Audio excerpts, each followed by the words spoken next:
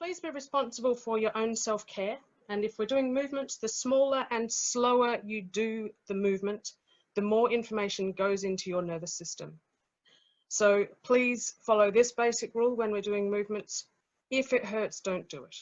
It's quite simple, really. Stay within your comfort zone and extend your range of comfort rather than pushing through something. It's a slightly different paradigm to some other versions of movement lessons.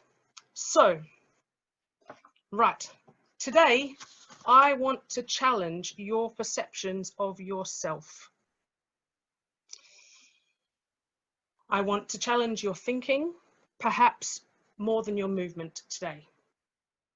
The Feldenkrais method draws on the idea of identifying patterns, exploring the component parts out of context and out of order so that we have more choices when we put those pieces back together. Mostly in Feldenkrais, we do that through movement, and hence we have awareness through movement lessons, ATMs as we know them, and they're the voice-led lessons, which we can obviously do online, and the functional integration lessons, which are hands-on, generally, one-on-one lessons. And or shortened to FI. So for those of you who are new to Feldenkrais, if you hear the words ATM or FI, that's what we're referring to there. That's what it's shortened from. Today, we'll extrapolate that further and also look at behavior, feeling and thinking, patterns of your mind and your body in a more transparent way. So there are no wrong answers. One of the things I love about Feldenkrais is that there is a lack of judgment. A pattern exists. It's not right or wrong. The question is instead, is it useful or not useful in this moment or in this current situation? If it's useful, carry on. If it's not useful, are you yet able to change it? And there is a period of time where you can become aware of a pattern and not yet be able to change it.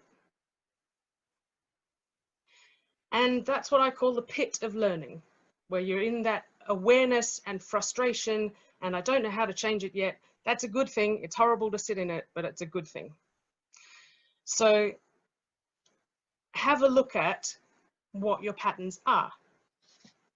I probably should introduce myself. That's what I'm planning to do with you guys today, and give you some ideas of how to make the most of our training, your background, and how to be the best performer you can be, how to be the best human being you can be through looking at patterns and behavior, and we'll do some little bits and pieces of movement and ideas as well. So I should introduce myself. I am Marilla Holmes. I am Australian. I am based in Sheffield in the UK, but I did my training in Australia. I have a Bachelor of Music Performance from the Melbourne University Conservatorium of Music and Masters of Music Performance from the Victorian College of the Arts and Music. And I was a professional opera singer particularly for the Victorian College of Victorian Opera and various other places around Melbourne. I have also taught at the Victorian College of the Arts and Music in terms of the music, dance and drama students. And as a performer, I now primarily do folk singing rather than opera because I dealt with a rather unpleasant workplace bullying incident and was for a while unable to sing due to anxiety and stress and all that sort of fabulous stuff that often as performers we are subject to. So one of the main things to be aware of is that as performers we put ourselves in positions frequently where we are being judged potentially by other people, whether it's the audience, the examiners, the audition panel, whoever that is. So as a performer, how do you manage your feelings and emotions and interaction with that situation that we are in? And the only thing that we are able to be responsible for and change is our own response. So how do we respond to criticism? How do we receive that? How do we change what we do? So if we are talking particularly about anxiety, just in case, you know, hopefully I'm coming across as someone who's reasonably well prepared and very professional. So I just wanted to share some of these and see if they're similar for you. As I was preparing for today, I became aware of various parts of my patterns raising their little heads where I could go, oh, there's that one. So are you the sort of person who over prepares for something or under prepares? Do you ignore it and procrastinate and put it off and wait until the last minute? Are you the sort of person who, this hasn't happened for a while, but I woke up at 5 o'clock this morning, had a terrifying dream that I was going to forget to log on to the meeting. So I set an alarm. So recognizing the issue, setting an alarm so that that issue is no longer a problem. All those sorts of fun things. So what I would like you to do, could you just bring your attention to your physical sensations in this moment? What comes into your attention? What is in your awareness?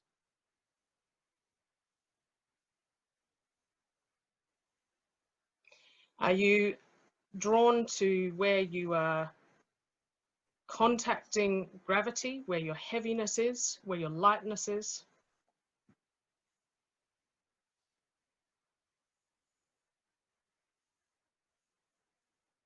Are you aware of perhaps discomfort? Is that something that takes up a lot of your attention?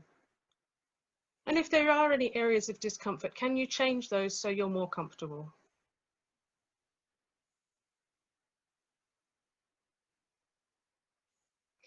And if you were to imagine, so I'm going to get you to use your imagination a bit today, because when you imagine a movement, you use the same neural pathways as actually doing a movement. Hence, practicing in your imagination is going to potentially reinforce whatever the patterns are. So in your imagination, could you imagine that you are preparing to walk on stage in order to do a performance? What sensations have just changed?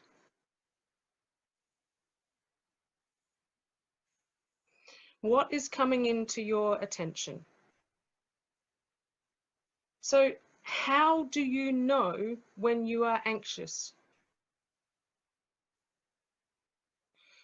What is the first thing? What's the first red flag for you when you notice that you're not as grounded or not as aware of your surroundings? Is it that when you walk on stage, you suddenly realize your knees are shaking, you're a bit nauseous, your breathing's gone through the roof, or you can't breathe, or your heart rate's gone up, you're sweating, any of those sorts of things? You know, which is it that you notice first?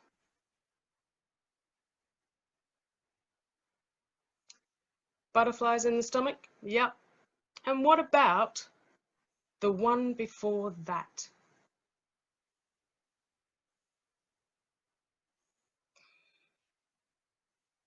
What is the thing that you haven't yet noticed? What's the one before the one you've noticed easily? Is it actually weeks before, where your thoughts start racing, where you start imagining things? Do you maybe notice your shoulders are up around your ears? That's a good fun one to notice when you're on stage, and then go, oh, I can't quite change it yet. Or if I do, if I drop them, it's going to look really silly. So how do you then let them go slowly? Perhaps you're feeling ungrounded or disconnected. So the sooner you can identify a pattern, the sooner you can interrupt it or change it. Bearing in mind that every pattern starts for a very good reason, and you may need to go with the pattern. If it's a situation where you need to run, then run. You don't just, I'll just stay around and talk to someone and see what happens. So sometimes the physical signal is to run or freeze or whatever that is. And sometimes you have to go with the pattern, but noticing it in your body helps you notice what's going on in behavior. So which of these can you change? So in Moshe's book, Body and Mature Behavior, he talks about the pattern, the body pattern of anxiety. And I should actually quote it to you rather than making it up. So, an animal, when frightened, either freezes or runs away. In either case, the first reaction to the frightening stimulus is a violent contraction of all the flexor muscles, especially of the abdominal region, a halt in breathing, soon followed by a whole series of vasomotor disturbances such as accelerated pulse, sweating, up to micturition and defecation, i.e. losing control of bladder and bowel. So the other interesting thing in that chapter was how he looked at the reaction to falling being an instinct. Newborn babies don't necessarily respond to sound or other stimulus, but if they lose their physical ability to be balanced, if you drop them suddenly or lift them suddenly or their support disappears, then they will go into an automatic response of curling up and looking after themselves. So the reaction to falling is present at birth in humans and is therefore an instinctive reaction to falling. So that comes in quite strongly to us as performers, that idea of losing your groundedness and losing your balance. So if you were to come to standing, please, if that's comfortable for you.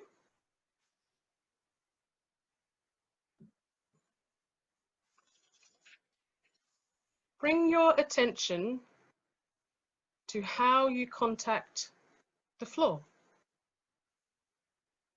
And notice if what you do is change that instantly.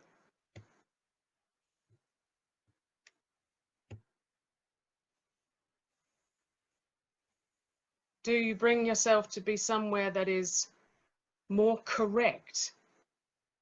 And if so, what is correct and who's told you it is? Or do you bring yourself to something that's more comfortable? That's certainly a good idea, in my opinion. So bring your attention to what it is that comes into your attention.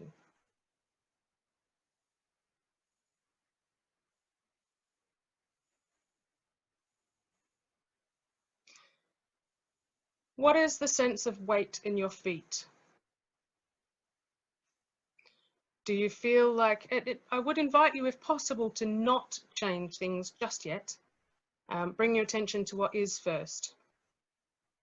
Unless it's uncomfortable. If it's uncomfortable, change it. But just first of all, notice what is.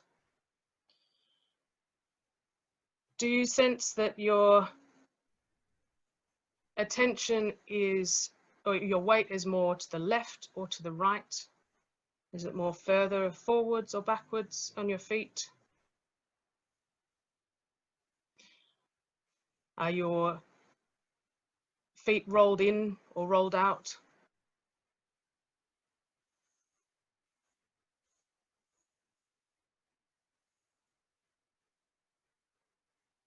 And without looking, could you get a sense of what direction your toes are pointing?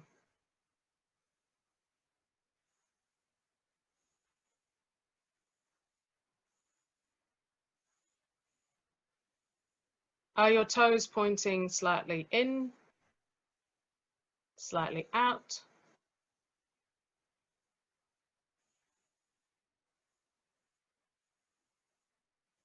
Is one going in, one going out, one more forwards or backwards than the other, one foot forward or back?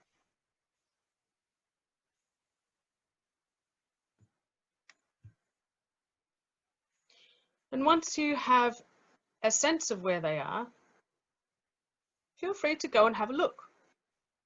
And is it what you thought it was? I can see some shaking heads and some nodding heads. So the fantastic thing about our proprioception, our awareness of where we are in space, is that our internal sensation and external visual things are not necessarily exactly the same. And obviously what we're trying to do with Feldenkrais is bring the internal and external closer together. But what it means is that as a practitioner, I can look at what you're doing and see one thing, and you can feel what you're doing and feel the opposite, and we're both right. So neither of us are wrong. I can't tell you what you're feeling. I can tell you what I'm seeing, but I can't tell you what you're feeling. So bringing your attention further up, what's your sensation of your knees?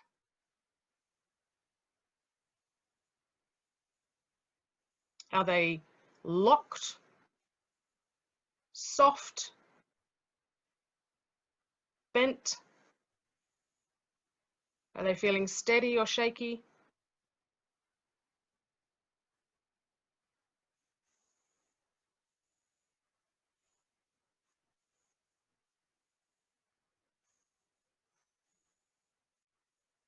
And if you bring your attention further up the skeleton, what is your sense of your pelvis? Does it exist in your internal self-image, in your picture of yourself?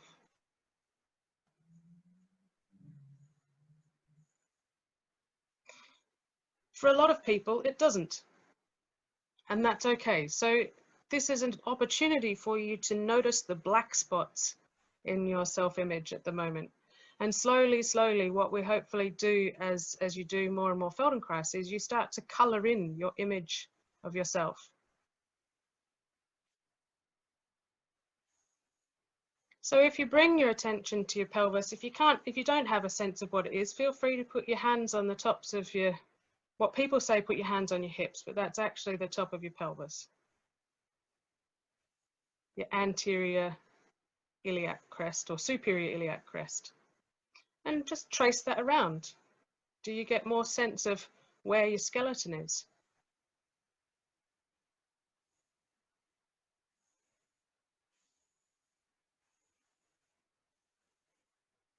And when you're tracing, how hard do you have to press to get a sense of your skeleton? Because counterintuitively, the less pressure you use, the more sensation you get.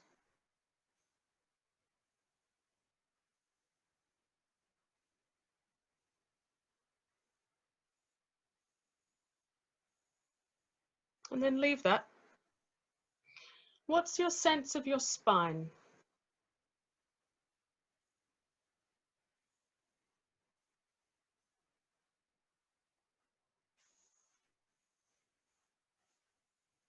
Do you pay attention to the back of yourself, of the spine?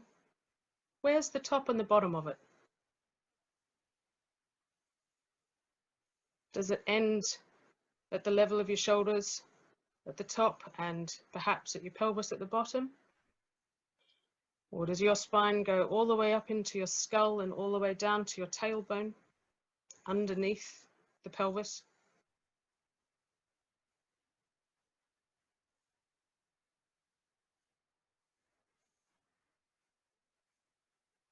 And if you were to imagine the front of your spine, what would that be like?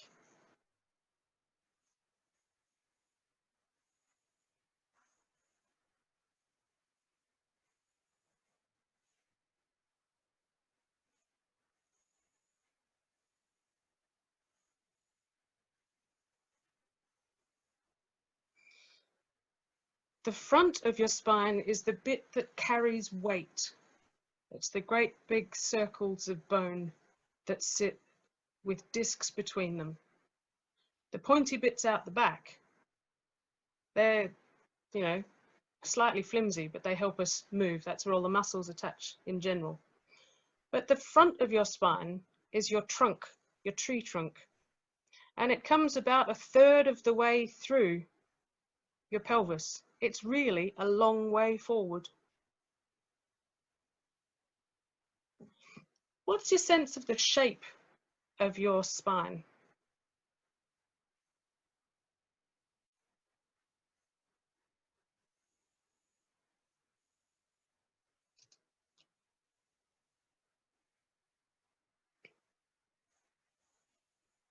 And if you're thinking that it should be straight, please think again. There should be, and this is where I do use the word should,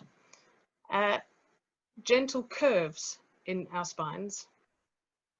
We do not have a single straight bone in our body. It's actually, in terms of physics, it's stronger to have slight curves in order to transfer force through our skeleton.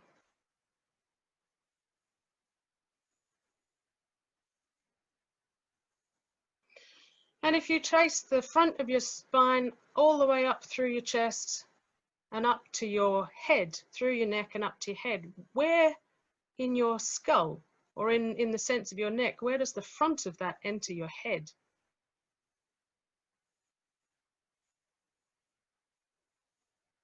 And I'll invite you to just put your fingers gently behind, under your ears, so between the back of your jaw and the mastoid process of your skull. Basically, that is where your spine enters your skull. So if you could very gently do a tiny little nodding movement. Just notice, are you nodding more down or are you nodding more up?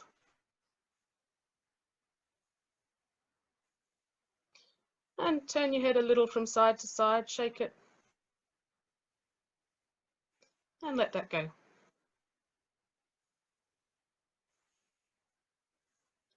What's your sense of your ribs, your chest at the moment?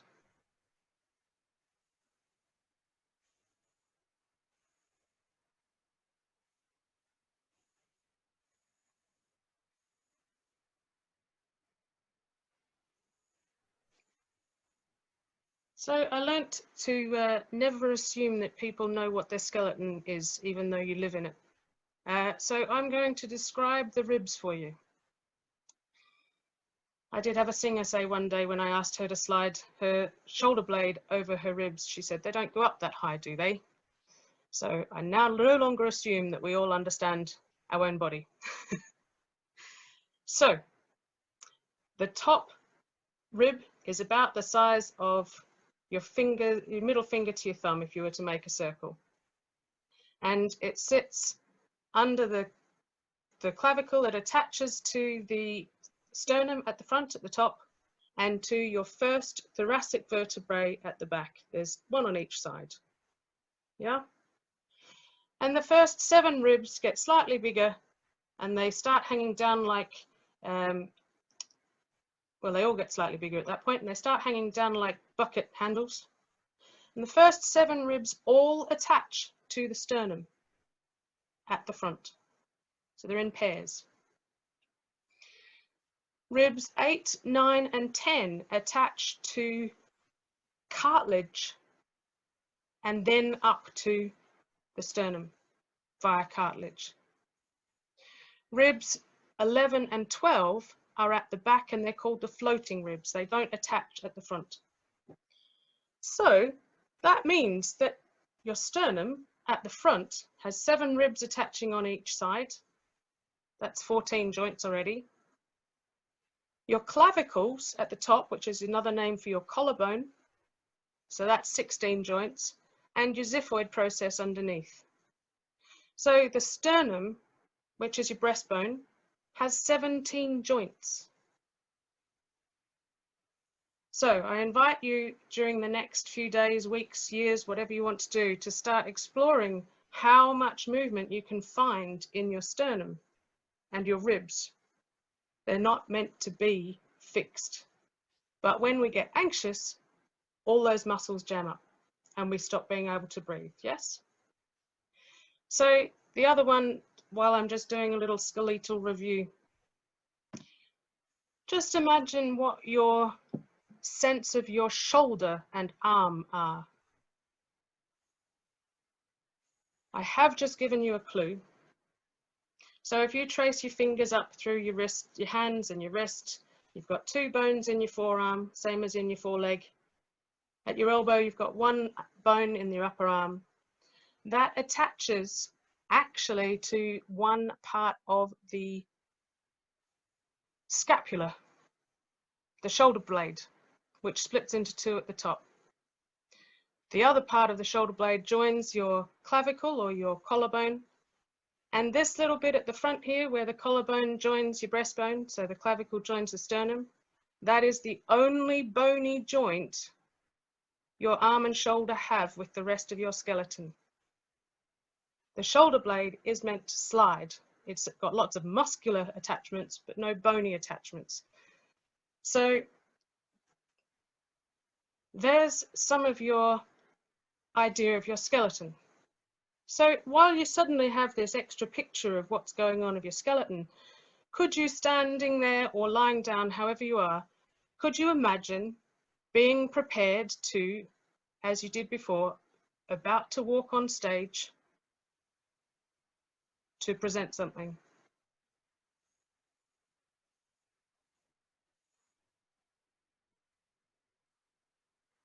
Is there any difference in what comes into your awareness?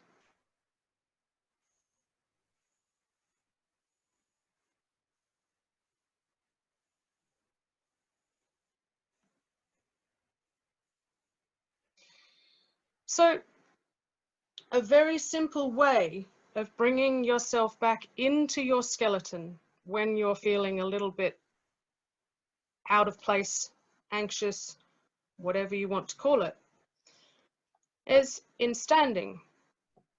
Please make sure your knees are unlocked and they're not totally locked. Very gently lift the weight off your heel, which does not mean go into as if you're standing on point or in stilettos. Just take the weight off your heel and very gently bounce down back into your heels. So let yourself thud into the floor very gently and let the vibration travel through your long bones all the way up through your skeleton and your spine to your head.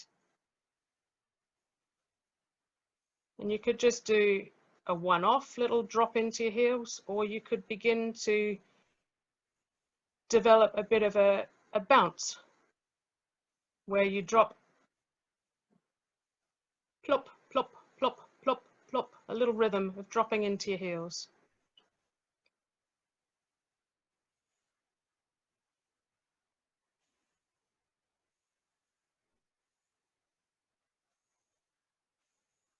And then leave that. And again, imagine you're about to go on stage and present something.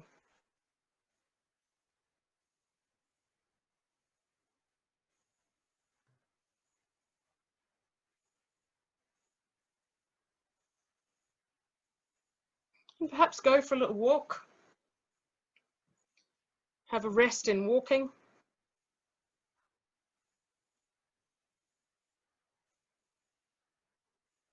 Notice your breath.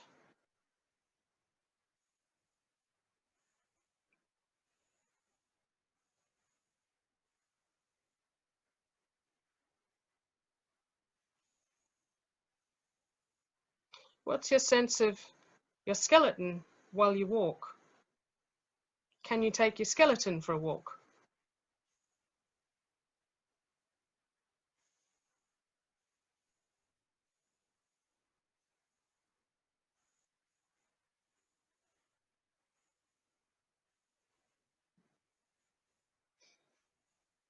And come back to standing.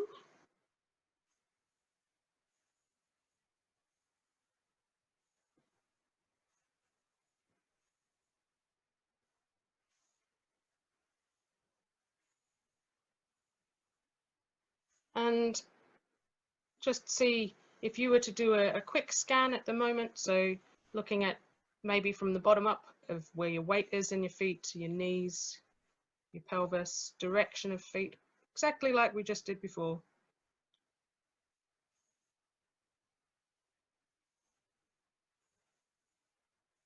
Just notice if there's anything shifted, if it's all the same, if your awareness of any part is more clear. We haven't really done much except imagine, so it doesn't necessarily, there won't necessarily be huge differences.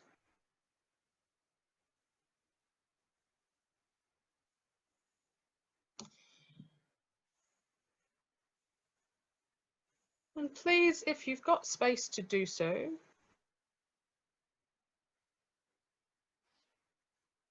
could you arrange yourself in the way you would be playing an instrument or being about to sing or dance?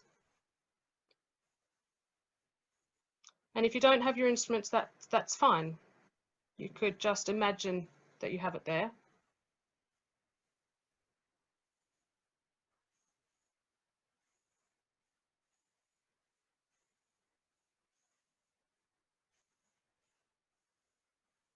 And as you take your first breath in preparation for the first note, whether it be a wind, string, or voice, or first movement in dance, first word in acting or presenting, where does your attention go?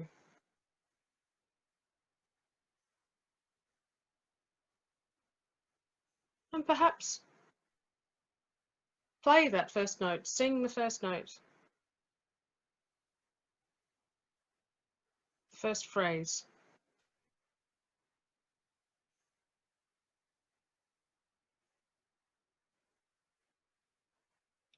And then could you perhaps rock your pelvis a little, pay attention to your skeleton, find if there was something that was new to you in terms of doing a skeletal presentation or skeletal scan. Could you bring your attention to that area that was new? And then again, with attention on that space, could you then begin to play your first phrase, sing your first note? What information does that offer?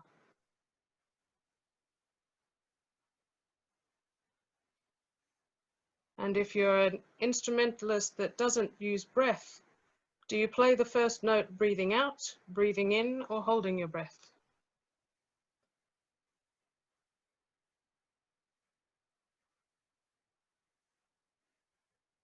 Could you bring your attention to your sternum, so your breastbone? So if, when we get anxious, if our stomach muscles contract, could you just tighten your tummy muscle a tiny bit and let your sternum drop, let it sink towards your pubic bone, just a tiny bit, doesn't have to be exaggerated. Could you let that sort of sense of, oh dear, feel that for a moment and see what it's like to play from there. Sorry, it probably won't be very nice. So be gentle. And then come back to whatever is neutral for you with your sternum. And just for fun, see if you can over-exaggerate, take your sternum up towards your chin. So you'll probably end up with a whole bunch of tight muscles in your back. And try that again.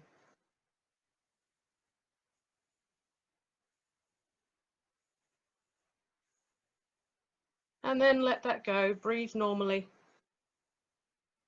Did it do anything to your breathing? Either of those directions of shifting your sternum?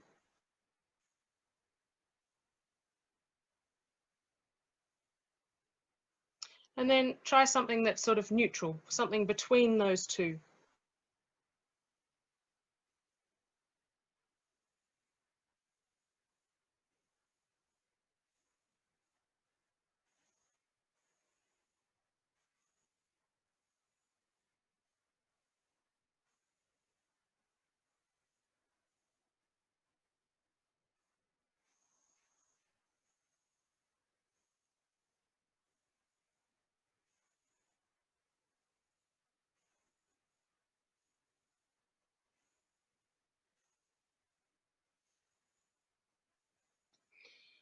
And then come back to resting.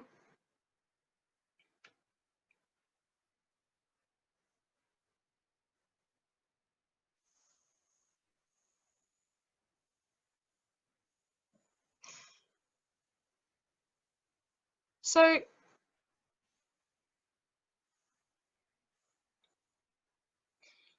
I have some lovely quotes from people. I'm just going to let you can walk around or rest or whatever you need to do for a moment while I natter.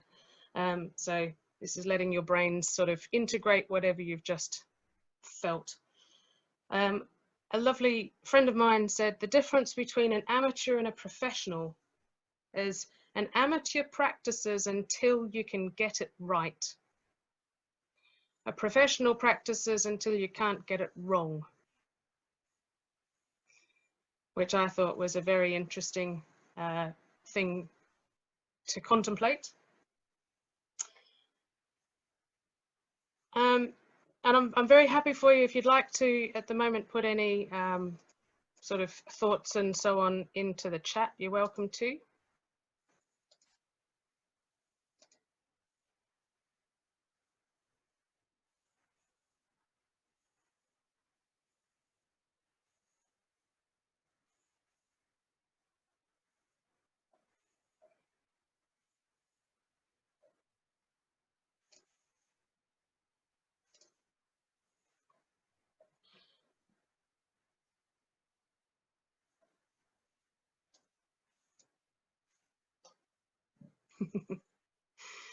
Yes, sometimes you do lose the rawness of a song in practicing it too much. It depends on the style.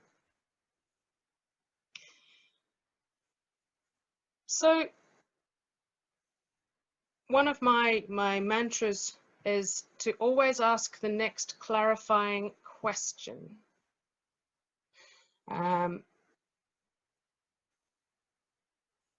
Sorry, someone's just asked if I could recap a bit about the 17 attachments to the sternum. So 17 attachments to the sternum. The first 14 are your 7 ribs on each side. Your top 7 ribs times 2 is 14.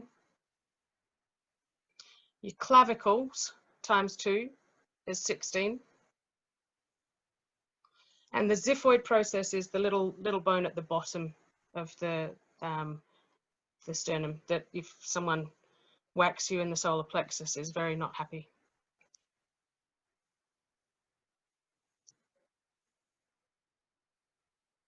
That's a very powerful one to realize that you never observe without adjusting to be correct. Correct is relative to what is in this moment. And Feldenkrais talks about the reversibility and health as being something where you as being your state of health is determined by how quickly you can recover from a shock. So whether that's getting an illness, how quickly your system recovers normality, or if we're talking anxiety, or trauma, how quickly and easily can you come back to your center. And the thing also to remember is that if you haven't yet gained your equilibrium and another one kicks you off center, it's like if you're swimming in the ocean and you've just been, knocked over by a wave, and you come up to breathe, and as you're breathing in, another wave knocks you over. So sometimes they sort of get cumulative, and how do you then bring yourself gently back to some form of normal?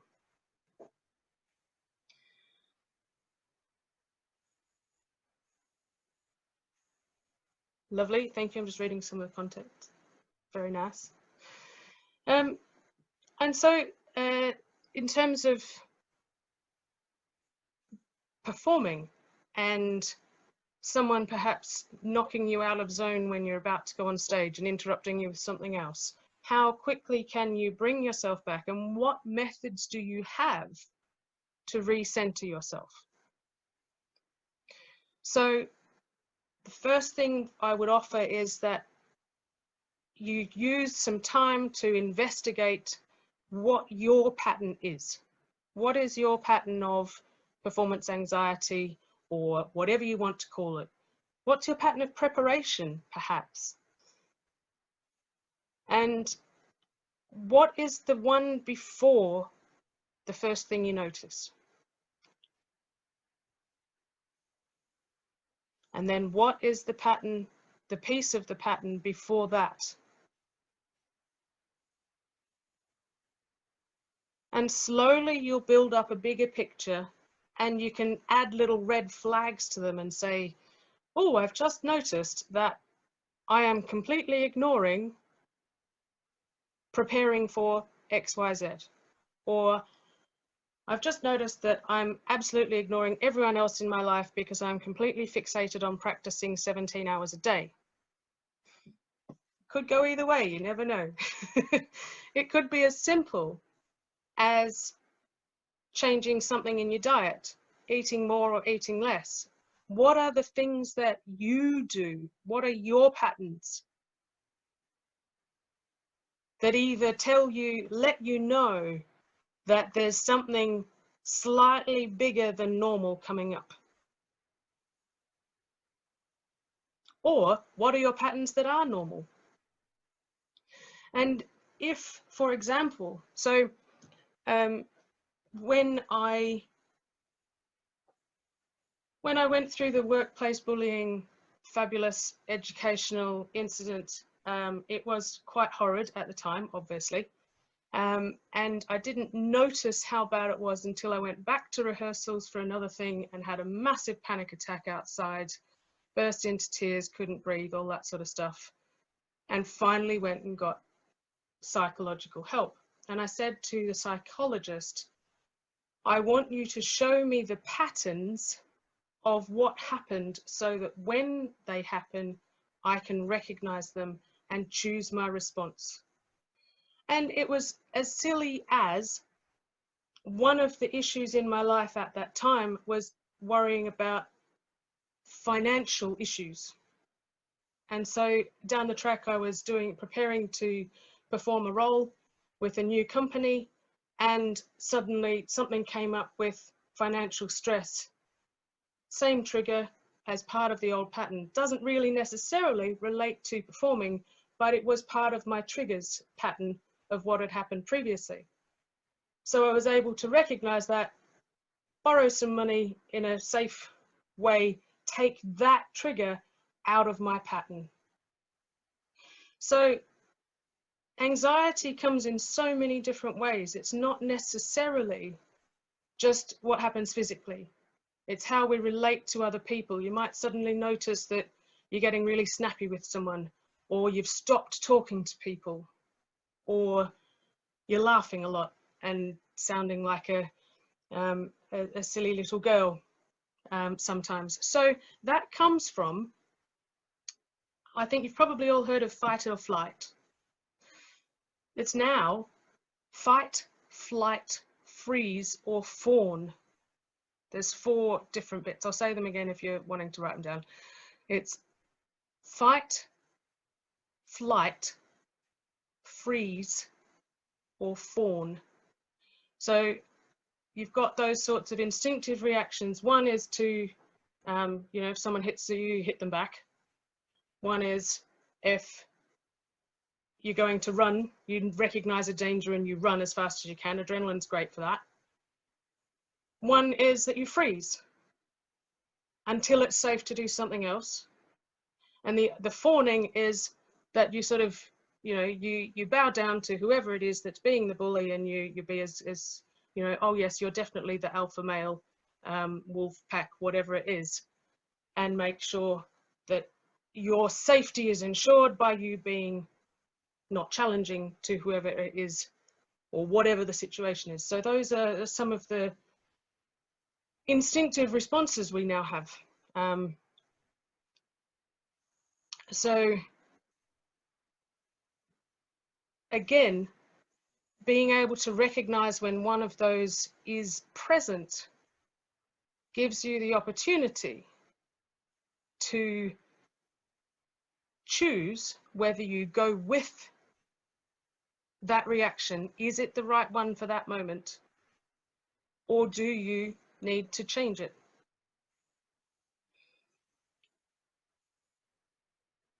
So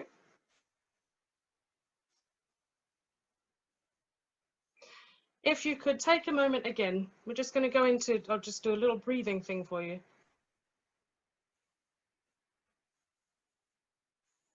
So if you could gently breathe in, hold your breath, and while holding your breath, push your belly out, suck your belly in, push your belly out, suck your belly in, push your belly out, suck your belly in.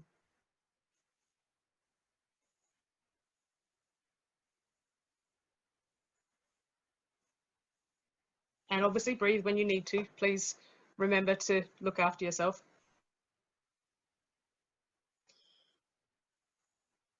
And so that's one way of starting to find a bit more space in your ribs. So obviously your air is contained in your rib cage, split with your diaphragm. So it contains, if you contain the volume, you get to change what's going on in your muscles. And then once you've tried that a couple of times, please be very careful with this one because it's much more intense potentially. Breathe all the way out. Hold your breath out. Push your belly button out, suck your belly button in.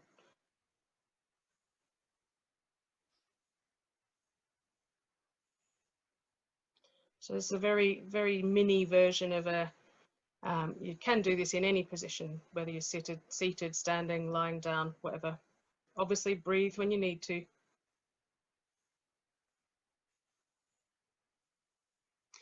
And you can use that as a way of sort of opening up some of the muscles that are a bit tight, potentially. Your intercostal muscles, the ones between your ribs, your diaphragm.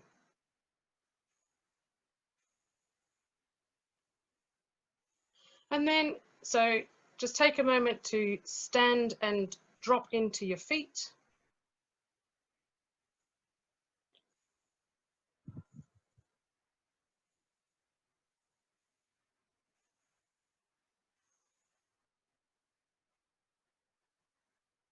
Hopefully the cat will be okay with that. So drop into your feet, just gently. Allow that sense of holding your whole attention, your whole body being connected down to the earth through your skeleton, that your breath can be easy and free. And I want to offer you the option of imagining yourself absolutely confident, well prepared, excited, really looking forward to having an absolute blast on stage. And imagine in that beginning to walk on stage. And if you want to, go and play or sing, whatever works for you.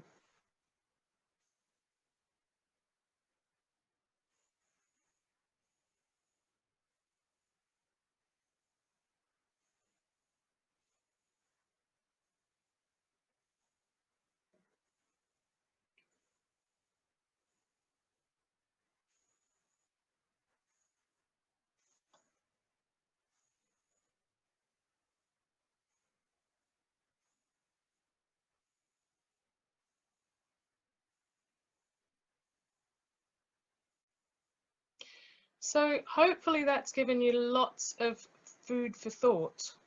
I am very happy if people want to ask some questions, then feel free to put your hand up and we'll unmute you.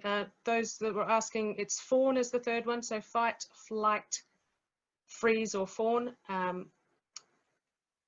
Do we need to have, and some of the other practitioners have put some great resources in the chat as well, so please have a look at that.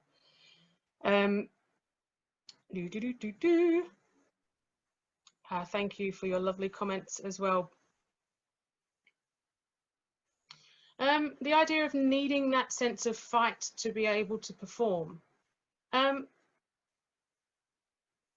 As someone has, as Anita has said down the bottom, as a performer, it's all about balancing the sympathetic and parasympathetic nervous systems and being able to effortlessly transition between those.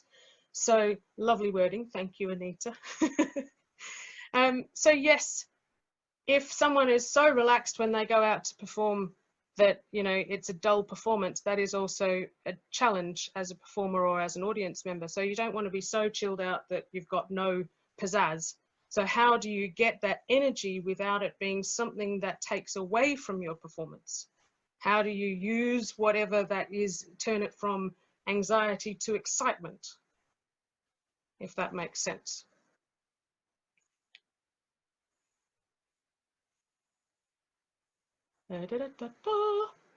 So, my pleasure. Sternum is a fabulous revelation. I do agree. We always used to talk about as singers, as opera singers, with my sincere apologies to any tenors out there. But that seems to be the gentlemen in particular who find this open sternum, the noble posture has the most wonderful resonance. The challenge is for all of us, if you find a place that sounds amazing, please don't hold on to it for dear life, because you turn into a refrigerator man, and then they sort of just fix the sternum in whatever it is position and don't then move it. So that's what we used to call refrigerator men at uni. I'll blame my teacher for that one. And if you'll also excuse my, I'm going to swear for a moment, I'm going to quote a tiny little old lady who was one of our singing teachers at Melbourne Uni. And she surprised us all by saying, my dears, performance is the art of bullshit. So that's the thing of, even if we are a complete bundle of nerves, you can still go out there and present as if nothing's going to faze you whatsoever. And yes, there's that awesome little sort of balancing act as performers of how to get that nerves and excitement under control. So is there anyone that is wanting to ask a particular question or do any feedback? Because we've just gone over 1 o'clock, so I'm aware that we need to, I'll not take you too long.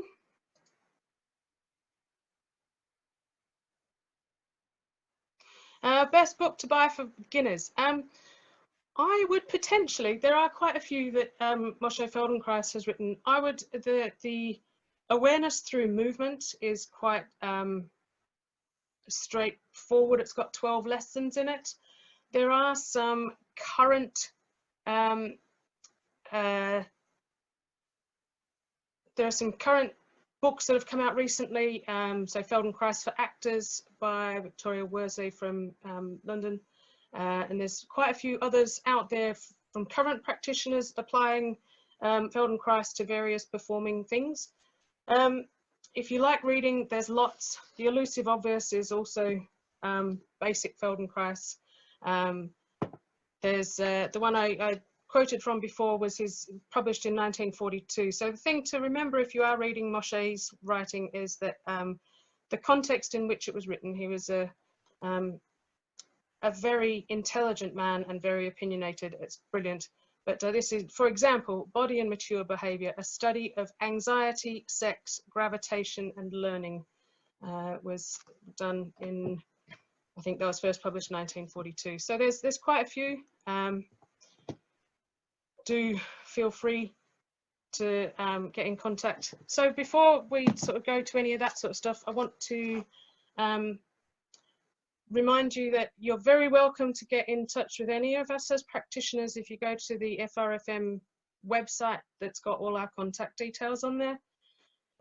If you can look at your local guild. So I know we've got people on here from all over the world today, which is really exciting. Thank you so much for joining us. You might like to find your local guild. So the UK one is feldenkrais.co.uk. Australia isn't probably, I don't think there's anyone on here from Australia, but you can look it up. The Feldenkrais, Embodied Wisdom, yes, lovely.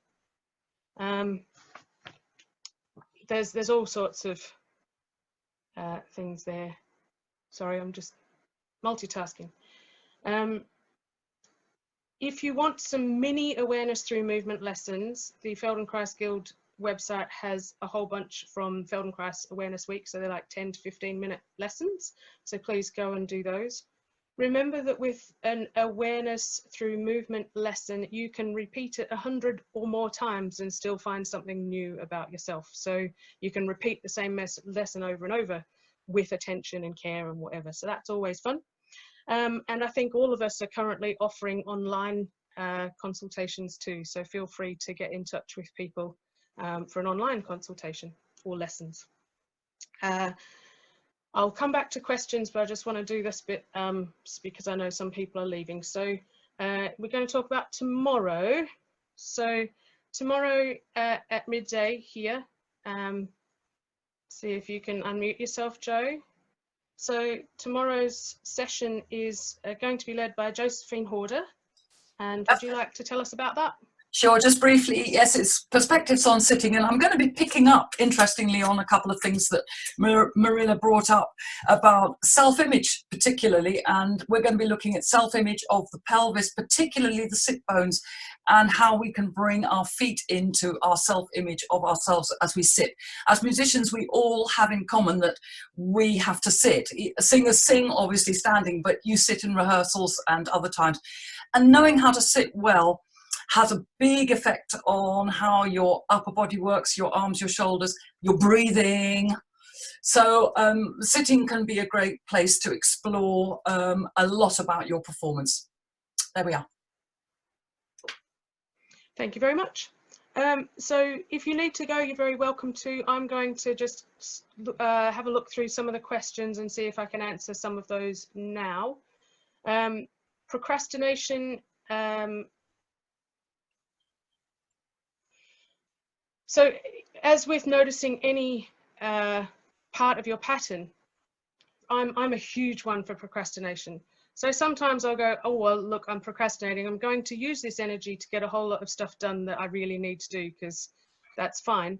But perhaps you could also do a little bit of what you're procrastinating on and then try and use it to ask the question of, what am I procrastinating from? And then just go and do one thing of that. Diaphragm, there's an interesting discussion about whether it's involuntary or voluntary. There are parts, so I'll just describe the diaphragm for you. So the diaphragm, I'm going to stand up, hopefully you can see me. The diaphragm runs across It separates what's in your lungs from what's in your guts, okay? And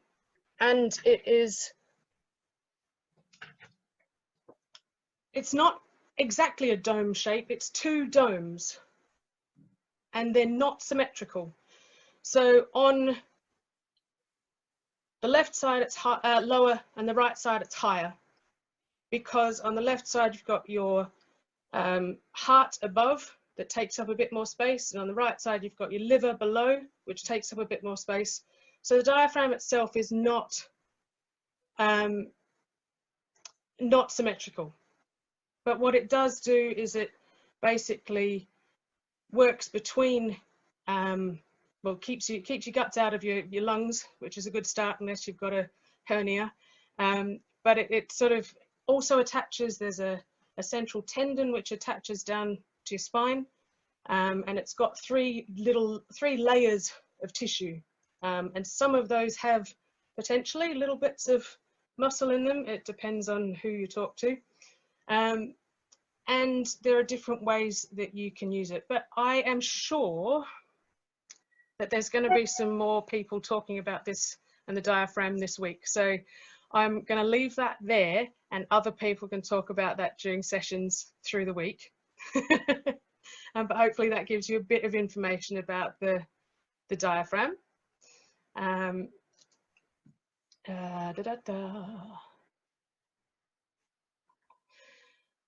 If the violinist who is worried about cold, apparently, if you keep your wrists warm, it helps your fingers stay warm.